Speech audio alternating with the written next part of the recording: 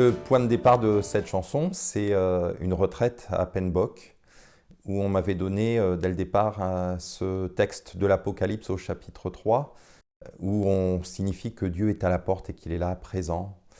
Et voilà, ça m'a beaucoup porté pendant toute cette retraite. Et à la fin, j'ai voulu écrire quelque chose qui aurait été la relecture de cette retraite. Et dans juste ce petit passage, ce petit verset, il y a vraiment tout. Dieu qui est vraiment, je réalise qu'il est là, présent avec moi.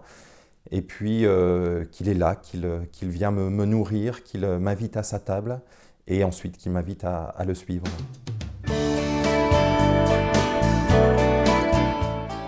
Alors une phrase qui me plaît beaucoup dans ce chant, c'est « Ton amour vient inonder ma vie ». Alors c'est vrai qu'une inondation, ça peut paraître, et c'est souvent quelque chose de catastrophique, mais il y a aussi des inondations qui sont bonnes parce qu'elles viennent fertiliser la terre.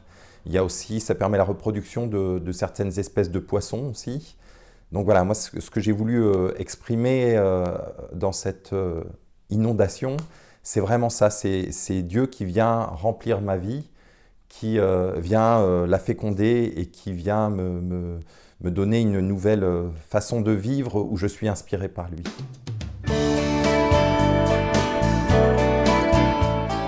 Dans la musique, j'ai voulu qu'il y ait des temps de respiration, parce que ce n'est pas une prière comme ça que je fais tout seul dans le vide.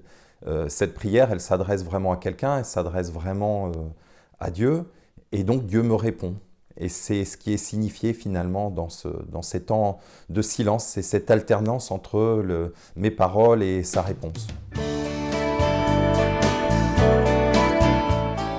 Sur ce chant, j'ai beaucoup travaillé avec Fabrice qui est venu apporter de nouveaux accords, notamment pour apporter des nouvelles couleurs musicales.